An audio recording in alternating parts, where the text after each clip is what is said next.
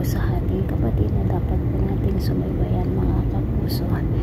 Muntik na nga sanang makilala nitong si Tyron ang kanilang ama na si Chris, dahilan nga po dito sa napulot niyang pera na hinahabol niya, ngunit hindi ito narinig ni Chris mga kapuso.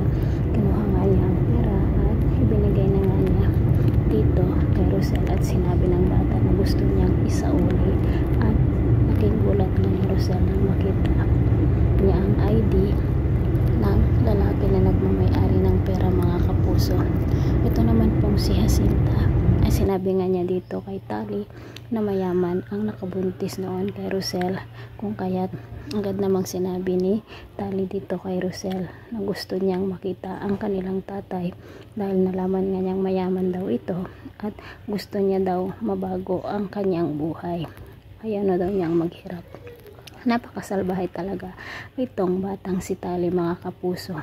Samantala napakabait naman itong si Belle, dahil nga alam na nga niya na ang first love nitong si Chris ay hindi si Bea na kanyang nakagisnan na ina. Mga kapuso, kung ihahatid nila ang pera nitong si Chris ay makikilala na kaya ni Tyron ang kanyang ama.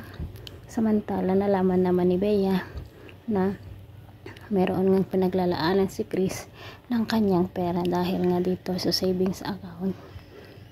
Kanino kayang pera itong inilalaan ni Chris mga kapuso? Pakaabangan po natin. Bye bye.